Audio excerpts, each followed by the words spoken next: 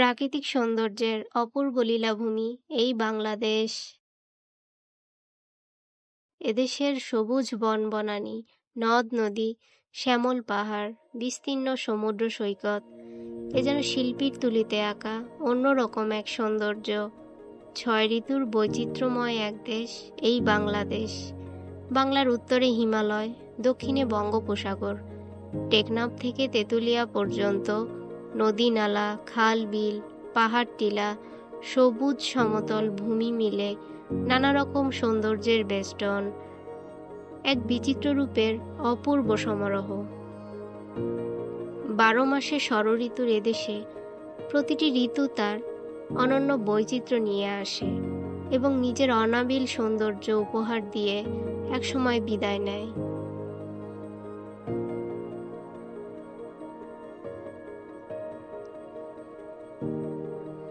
গ্রীষ্মের প্রচণ্ড রোদ, বর্ষার থই থই জল, শরতে সাদা মেঘের ভেলা, হেমন্তে পাকা ধান, শীতের ভোরের শুভ্রতা, বসন্তে প্রকৃতির নতুন সাজ, এসবই বাংলার এক অপরূপ সৌন্দর্য।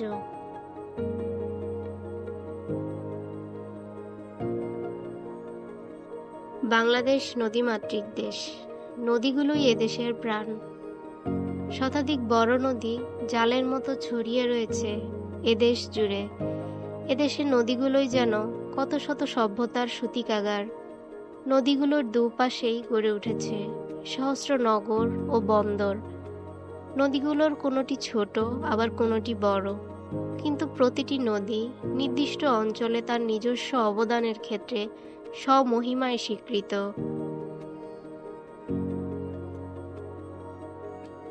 এদেশের অবস্থান ঠিক সমতল নয়, বরং সাগরপৃষ্ঠ থেকে ক্রমশ উঁচুতে চলে গেছে। তাছাড়া এটিই পৃথিবীর বৃহত্তম বদ্বীপ।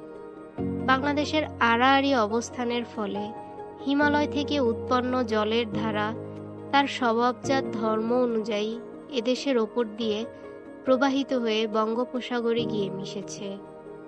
বাংলার এই জনপদকে সমৃদ্ধ করেছে অসংখ্য নদ নদী দিয়ে। বাংলা হয়েছে নদীমাতৃক বাংলাদেশ। বাংলাদেশের প্রাকৃতিক সৌন্দর্যে মুগ্ধ হয়ে এদেশে যুগে যুগে এসেছেন বহু পর্যটক, কবিরা লিখেছেন কবিতা। কবি কাজী কাদের নেওয়াজের ভাষায় পদ্মা যমুনা মধুমতি আর মেঘনার মালা কণ্ঠে পড়ি, দাঁড়ায়ে রয়েছে সুজলা সে দেশ, সেই দেশে বাস আমরা করি।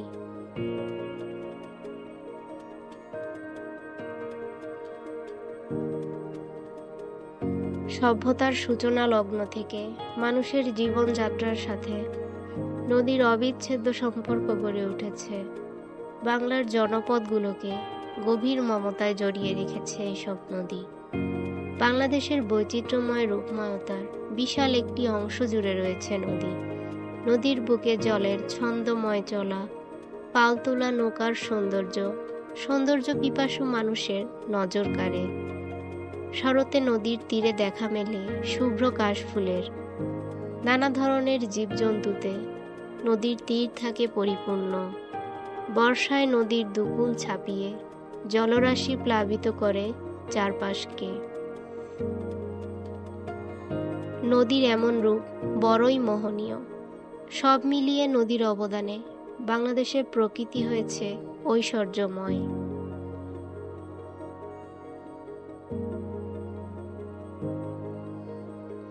বাংলাদেশের অন্যতম বৃহত্তম নদী হচ্ছে পদ্মা, মেঘনা, যমুনা ও কর্ণফুলী।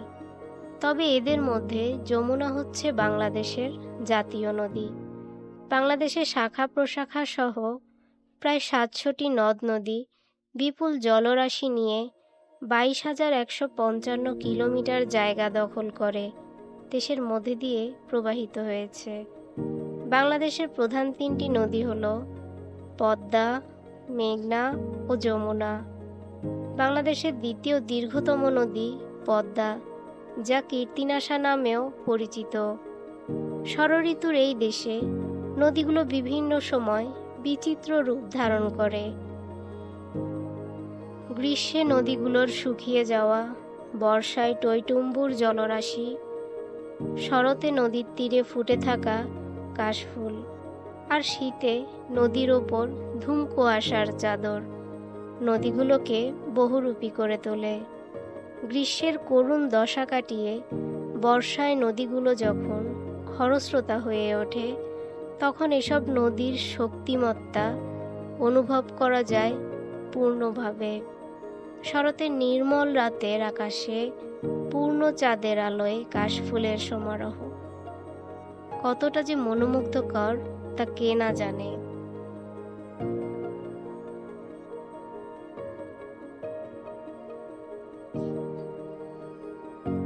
কৃষি খাত বাংলাদেশের অর্থনীতিতে একটি গুরুত্বপূর্ণ খাত এবং অর্থনৈতিক প্রবৃদ্ধির চালিকা শক্তি। কৃষিপ্রধান বাংলাদেশে চাষাবাদ ব্যবস্থা অনেকটা নদীর সেচ ব্যবস্থার উপর নির্ভরশীল।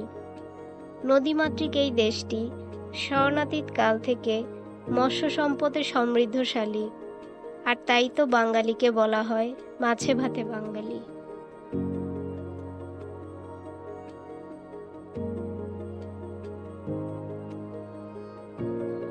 বাংলাদেশের নদী পরিবহন সবচেয়ে সহজ পরিবহন ব্যবস্থা।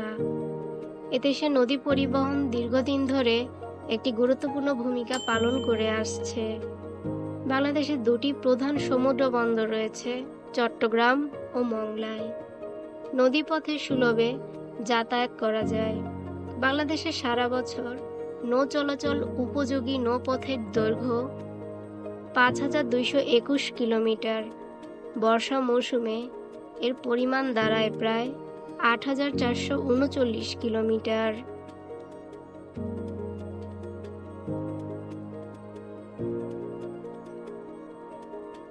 এদেশে সিংহভাগ নদী প্রবাহিত হয়েছে সমভূমির উপর দিয়ে। এসব নদীর প্রবাহমানতা সমভূমিকে উর্বর করে তুলেছে। বর্ষায় নদীবাহিত পলি জমিগুলোকে আরও উর্বর করে তোলে। ফলে বাংলাদেশের মাটিতে কৃষি পণ্যের উৎপাদনের হার বেশি।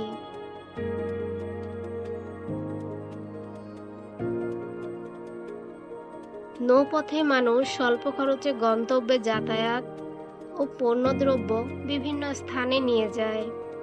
নদীগুলো হতে প্রচুর মাছ সংগৃহীত হয়। এদেশের মানুষের আমিষের চাহিদার বেশিরভাগ পূরণ হয় মাছ থেকে। সাথে সাথে লক্ষ লক্ষ জেলে পরিবারের মাছের উপর নির্ভর করেই জীবিকা নির্বাহ করে। এদেশের নদীগুলো ব্যবসা বাণিজ্যের প্রসার সহ জাতীয় অর্থনীতিতে গুরুত্বপূর্ণ অবদান রাখে।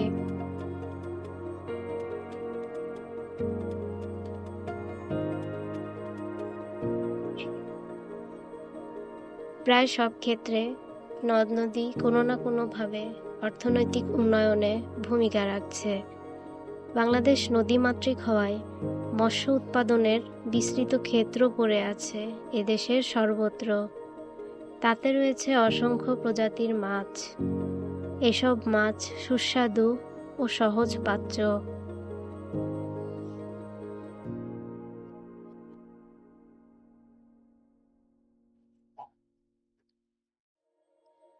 নদী মানুষের মাছের চাহিদা পূরণের জন্য অনস্বীকার্য ভূমিকা পালন করে। নদীপাড়ের মানুষ আজও মাছ ধরে জীবিকা নির্বাহ করে।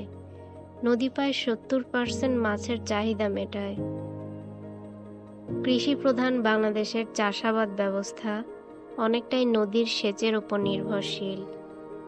জমির উর্বরতা শক্তি বৃদ্ধিতে এসব নদী পলি বহন করে আনে। বর্তমানে অনেক নদীতে পর্যাপ্ত পানি না থাকায় কৃষিকাজ ব্যাহত হচ্ছে। এক্ষেত্রে নদী খননের কোনো বিকল্প নেই।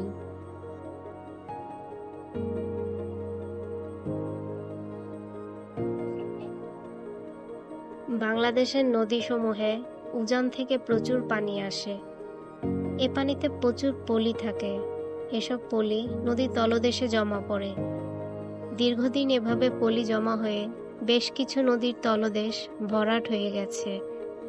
ফলে নদীগুলোতে চর পড়ে পানির প্রবাহ কমে গেছে। তাছাড়া অনেক নদ নদী বিলুপ্ত হয়ে গেছে। উত্তরবঙ্গ ও দক্ষিণাঞ্চলের জেলাসমূহে এ ধরনের অসংখ্য নদী মৃত নদী হিসেবে পরিচিত হয়ে আছে। নদীগুলোর সজীবতা রক্ষা করতে মাঝে মধ্যে তলদেশে জমাকৃত পলি খনন করা প্রয়োজন। বাংলাদেশে নদী খনন করার উদ্যোগ তেমন জোরদার নয়, ফলে অনেক নদীর পানি প্রবাহ ও নাব্য হ্রাস পেয়েছে।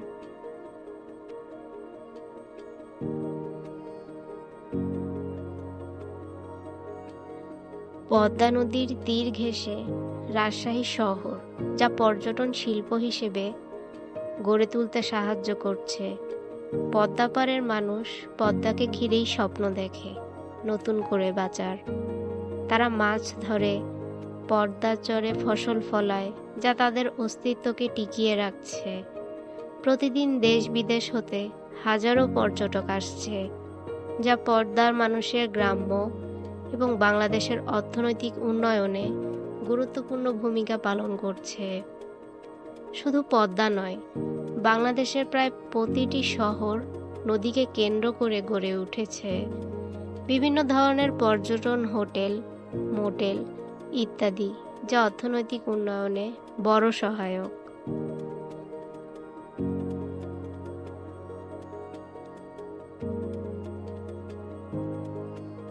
বিদ্যুৎ উৎপাদন করার ক্ষেত্রে নদীর গুরুত্ব অপরিসীম। নদী ও জলপ্রপাতের পানির ব্যবহার করে টারবাইন যন্ত্রের সাহায্যে যে বিদ্যুৎ উৎপাদন করা হয় তাকে জলবিদ্যুৎ বলা হয়। এটি নবায়নযোগ্য শক্তি সম্পদ। বাংলাদেশের পার্বত্য চট্টগ্রামের কাপ্তাই নামক স্থানে কর্ণফুলী নদীতে নদীর গতিপথে বাঁধ দিয়ে পাকিস্তানি আমলে প্রথম জলবিদ্যুৎ উৎপাদন শুরু করা হয়। সবচেয়ে কম খরচে এই বিদ্যুৎ উৎপাদন করা যায়।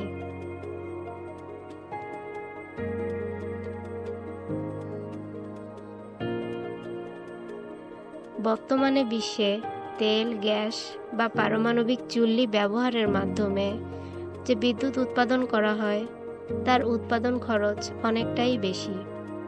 সেই তুলনায় জলবিদ্যুতের খরচ অনেক কম। সে কারণে দেশের নদীর পানি সম্পদ ব্যবহার করে বিদ্যুৎ উৎপাদন বৃদ্ধি করা বাংলাদেশের অর্থনীতির জন্য লাভজনক।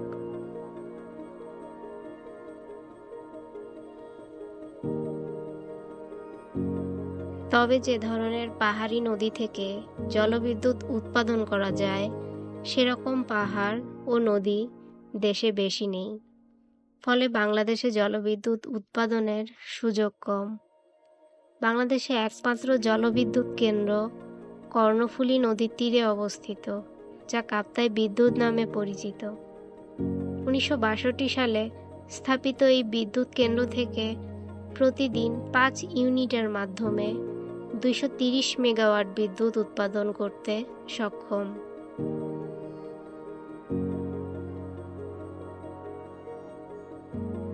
বাণিজ্য বাংলাদেশে অভ্যন্তরীণ নৌপথে দেশের মোট বাণিজ্যিক মালামালের 75% আনা নেওয়া করা হয়। 1972 সালে বাংলাদেশ শিপিং কর্পোরেশন প্রতিষ্ঠার মাধ্যমে নদীপথের বাণিজ্যকে প্রাতিষ্ঠানিক রূপ দেওয়া হয়। একসময় আমাদের দেশে তেমন কোনো জাহাজ ছিল না। এখন বহুমুখী পণ্যবাহী জাহাজের সংখ্যাও দিন দিন বৃদ্ধি পাচ্ছে। দেশে প্রায় সব নদীপথেই সরকারি বেসরকারি উদ্যোগে লক্ষ লক্ষ টন মালামাল পরিবহন করা হয়ে থাকে।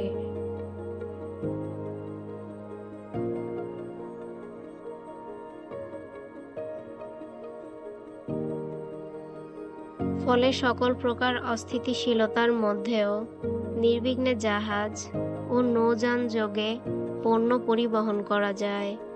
বর্ষাকালে বেশিরভাগ পণ্যই নৌপথে পরিবহন করা হয়। তবে শুষ্ক মৌসুমে নদীর নাব্য হ্রাস পাওয়ার কারণে কোনো কোনো নদীতে জাহাজ চলাচল সীমিত হয়ে আসছে।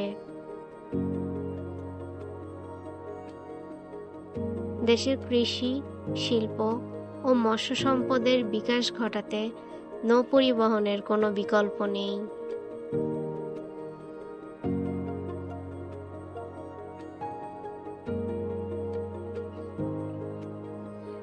একসময় দেশের ভেতরে যোগাযোগের প্রধান ব্যবস্থা ছিল নদীপথ।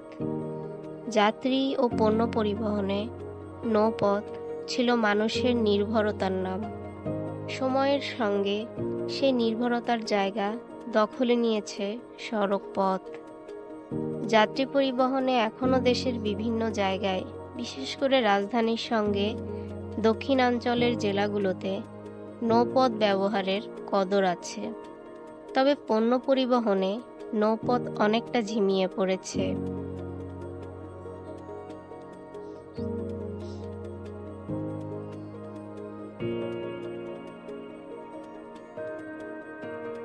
বাংলাদেশের শিল্প কারখানাগুলো বিভিন্নভাবে নদীর পানি ব্যবহার করে। এছাড়া নদীপথে কাঁচামাল ও উৎপাদিত পণ্য পরিবহনে খরচ কম হওয়ায় বাংলাদেশের অধিকাংশ বড় বড় শিল্প কারখানা নদী তীরবর্তী অঞ্চলে গড়ে উঠেছে। নদীপথে পরিবহন ও যোগাযোগের ক্ষেত্রে নৌকা, লঞ্চ, স্টিমার প্রভৃতি পরিবহন মাধ্যম হিসেবে ব্যবহৃত হয়।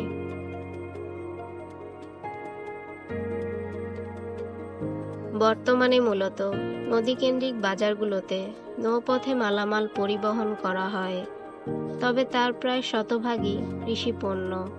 মূলত প্রান্তিক যেসব এলাকায় সড়ক পথে এখনও যোগাযোগ সুবিধা উন্নত হয়নি, সেসব এলাকা থেকে মালামাল পরিবহনে নৌপথের ব্যবহার করা হয়। কৃষির বিকাশে নদীর অবদান যেমন অনস্বীকার্য, তেমনি শিল্প স্থাপনেও নদীর বিকল্প নেই।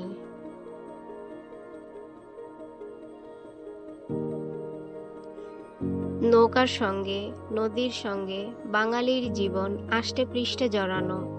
প্রাচীন কাল থেকে সমুদ্রগামী সুবিশাল নৌকা বা জাহাজ তৈরিতে বাঙালির দক্ষতা ছিল বিশ্বের অন্যান্য জাতির কাছে সুবিদিত। চীনা পরিব্রাজক মাহমদের লেখনী থেকে জানা যায়, তুরস্কের সুলতান আলেকজান্দ্রিয়ার জাহাজ নির্মাণ পদ্ধতিতে অসন্তুষ্ট হয়ে বাংলাদেশের চট্টগ্রাম থেকে জাহাজ নির্মাণ করিয়ে নিয়েছিলেন। বাংলাদেশ নদীবহুল হওয়ায় স্বভাবতই বাংলার মানুষের প্রধান বাহন হয়ে ওঠে নৌকা, আর বাণিজ্যের জন্য জাহাজ।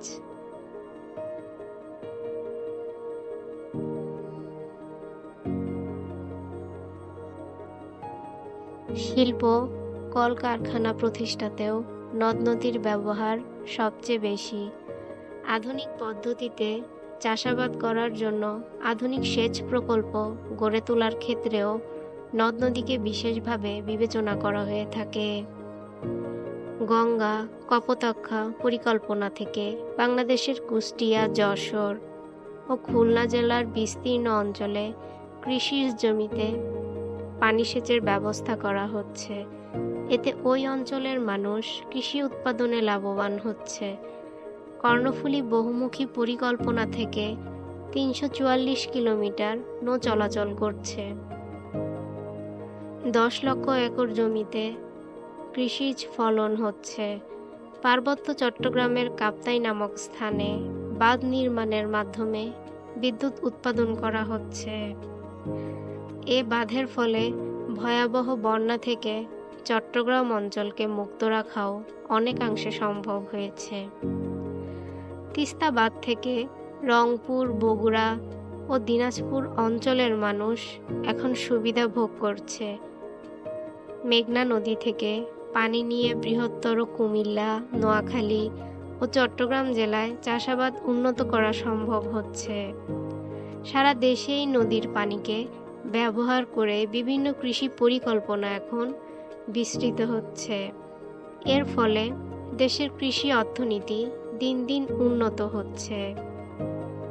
মানুষের কর্মসংস্থান ও খাদ্য নিরাপত্তা নিশ্চিত হচ্ছে। দেশের দক্ষিণাঞ্চলের মানুষের সঙ্গে যোগাযোগের ক্ষেত্রে নদীপথে লঞ্চ ও স্টিমার দিন দিন সম্প্রসারিত হচ্ছে। পরিবহনের জন্য নদীপথকে বেছে নেওয়া হচ্ছে।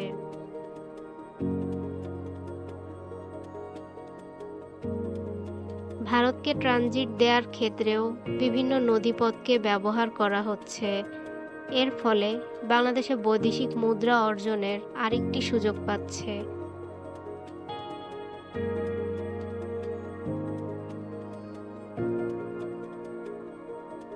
বাংলাদেশের মানুষের অর্থনৈতিক জীবন ব্যবস্থা উন্নত করা, সুস্বাস্থ্য রক্ষা করা, নির্মল বায়ু ও শহরগুলোর পানির ব্যবস্থা করা সহ জনজীবনকে গতিশীল রাখার ক্ষেত্রে নদ নদীর ভূমিকা দিন দিন বেড়েই চলেছে। বাংলাদেশের নগর ও গ্রামের জনজীবন, অর্থনৈতিক ব্যবস্থা টিকিয়ে রাখতে হলে দেশের সকল নদ নদীকে বাঁচিয়ে রাখতে হবে। নদ নদীকে কেন্দ্র করে মানুষ খাদ্য উৎপাদন, মাছ শিকার, পণ্য পরিবহন, ব্যবসা বাণিজ্য ইত্যাদি গড়ে তোলার মাধ্যমে স্থায়ী বসতি হিসেবে গ্রাম এবং শহর গড়ে উঠেছে। নদীসমূহ পানি সম্পদে পরিণত হয়েছে। বাংলাদেশে জনসংখ্যার সর্বাধিক বিস্তার ঘটেছে এই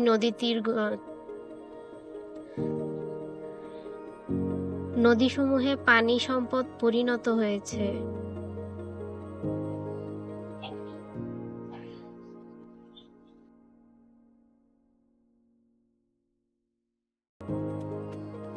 নদ নদীকে কেন্দ্র করে মানুষ খাদ্য উৎপাদন, মাছ শিকার, পণ্য পরিবহন, ব্যবসা বাণিজ্য ইত্যাদি গড়ে তোলার মাধ্যমে স্থায়ী বসতি হিসেবে গ্রাম এবং শহর গড়ে উঠেছে। নদীসমূহ পানি সম্পদে পরিণত হয়েছে। বাংলাদেশের জনসংখ্যার সর্বাধিক বিস্তার ঘটেছে নদী তীরগুলোতে। ফলে অধিকাংশ শহর গঞ্জ গড়ে উঠেছে বিভিন্ন নদীর তীরে। এভাবে বুড়িগঙ্গার তীরে ঢাকা, কর্ণফুলীর তীরে চট্টগ্রাম, শীতলক্ষ্যার তীরে নারায়ণগঞ্জ, সুরমার তীরে সিলেট, গোমতীর তীরে কুমিল্লা ইত্যাদি লক্ষ্য করা যায়।